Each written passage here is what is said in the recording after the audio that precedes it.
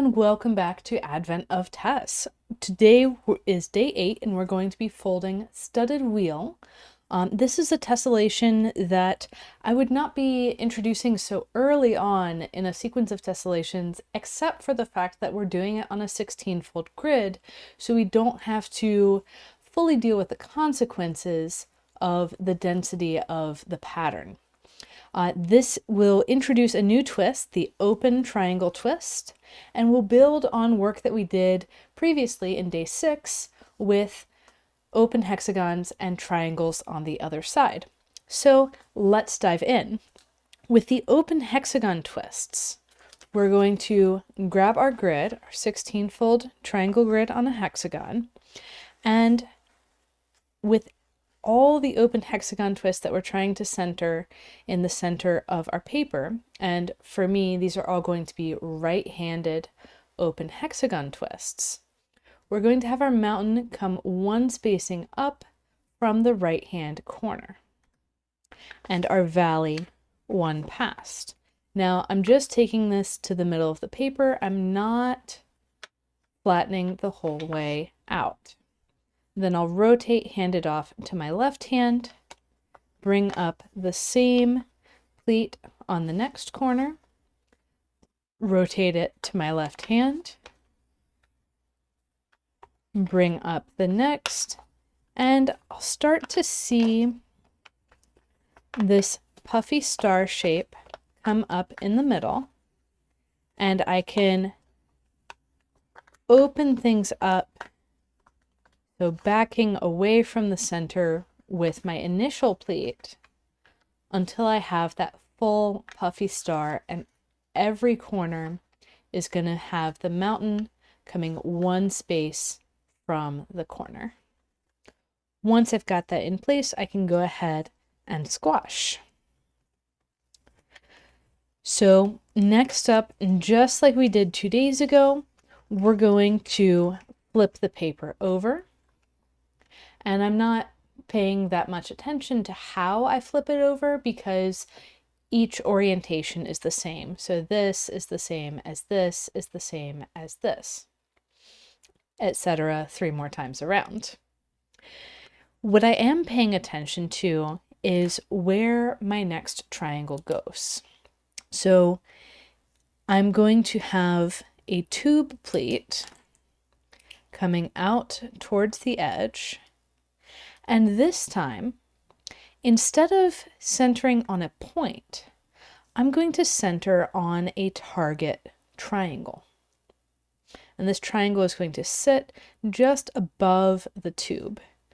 In fact, it's got mountains on all 3 edges that extend out. And so when I open my paper, and I'll zoom in some more, I'm trying to find the mountain that sits on this 3rd edge, but instead of finding it first and then opening, which lands me at the closed triangle, I'm going to open first and then find the pleat. So once I've found my open triangle twist, I can go ahead and squash it. And then since my next twist is going to be back on the other side of the paper, I'm going to rotate and go to the next clockwise pleat.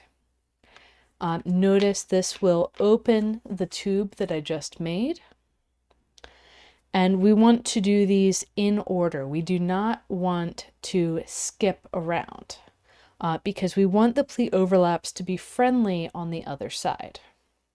So I'm going to do the same process for this pleat, where I'm finding that tube pleat spacing and then finding my target triangle, opening the pleat to find the pleat that borders the 3rd edge of the triangle. Notice this will cause a pleat overlap up here. And by the way, we will see this exact same start for a tessellation in a few days on day 12. So we'll continue around doing exactly the same thing. And yes, I do acknowledge I'm going quickly. There is a pause button for a reason. And we're doing exactly the same thing. We're finding our target triangle by referencing the tube, opening the pleat to find the third pleat for the triangle.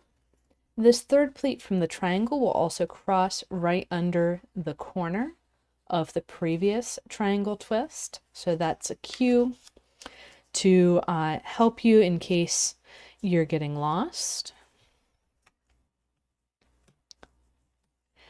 And then rotate again. This time I'll do it without the markings, setting up my tube and the remainder of my twist. And squash. Once again, I get to repeat the same exact process. So I'm finding my tube, finding my target triangle, and the third pleat that goes around it. So you might be thinking, well, I only see us bringing up 2 pleats. Where's the third? This one is the first. Then here we have the second forming the tube, and finally the third, causing the pleat overlap.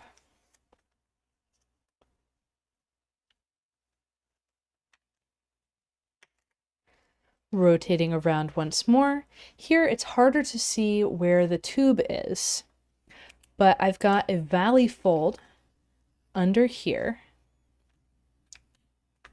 and I'm going to match it 2 spacings up with another valley, and then a mountain 1 spacing further. Here we have our target triangle. I already have 2 sides designated with their mountains. The third side has to go out away from the other 2, and I can squash that twist. Now I've got another pleat overlap right under my finger here. And this is in the opposite sense of all of my other 5 pleat overlaps. So this one is going to be friendly on this side, but unfriendly on the other side, which is where we need to put the next twist. So I'm going to open it up, let the valley of the new pleat come through first, close that all the way, then let the second pleat close over. And now this pleat overlap looks exactly like all of the others. And I can flip my paper over. Again, recorded for a reason, move at your own pace. Feel free to rewatch as many times as you need. So there's a lot of things that can be done from this position. What we've been doing so far is putting hexagons next. And if we were in days 5 and 6 again, we would be putting the same hexagon out further. But we're following in the tradition of day 7, yesterday. And so we're going to put a closed hexagon in this position instead. So I'll open a pleat overlap, and remember the way that we set up on the back is so each pleat overlap is exactly the same. And I could, if I wanted to, put an open twist here, but since I want a closed twist, my 2 mountain folds are going to show me where the center of the closed hexagon is. Right here, where they intersect. And I'm going to have other mountains continuing out from there, including one that goes all the way along the edge of my paper here. So with those mountains set up, and you'll remember yesterday I said we don't have any more partial twists, but this is as close as we get to another partial twist because it is right on the edge of the paper, but we get the whole twist, just not all of the outsides. And then I'm going to continue around this way to make it a little easier on myself. Again, I'm finding the intersection of those mountains. That's going to show me the center of my hexagon. And here I'm going to just curl this long edge down around. You can see why I chose to go this way instead of this way, because if I had gone the other way, I would need to pop stuff up and around. And you'll see when we do the last one, we're going to have to do that once, but we don't need to do it 5 times. And then for today's piece, for the decorative effect, I'm going to tuck this flap under the existing twist. So I'm just tucking it under. This is effectively locking it in place. And then I can close my hexagon twist. Continuing around, I find the intersection of my 2 mountains. This tells me where the center of my hexagon twist is.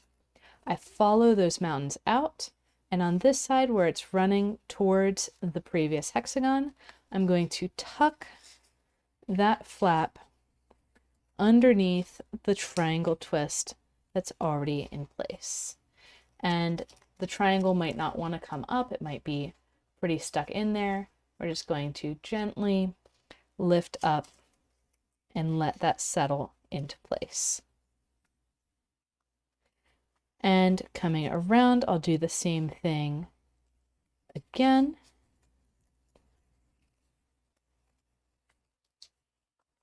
And again.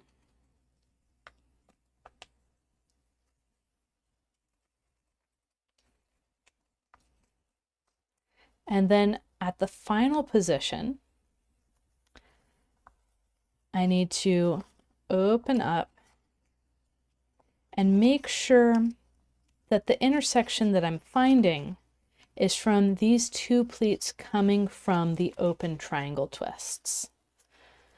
So one way I can check that is if I have the whole hexagon here. You'll notice there's another pleat running through to the edge of the paper. We're going to erase that back 2 grid spacings so I can put in my new twist. And that tucks under just like everything else, just like this one is also going to tuck underneath. And there we have it, the finished piece. Now I'm going to just use my bone folder and iron stuff out. If you don't have a bone folder, use whatever flat, smooth-edged thing you have around, like an old credit card, a popsicle stick, whatever is handy for you. So this wasn't too painful. There was some density at the edges, which gives it a really unique backlit effect.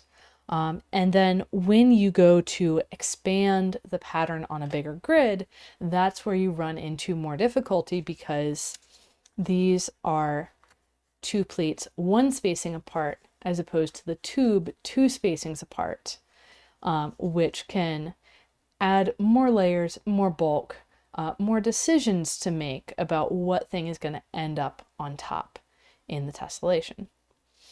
But for a piece on a 16-fold grid, we are good to go.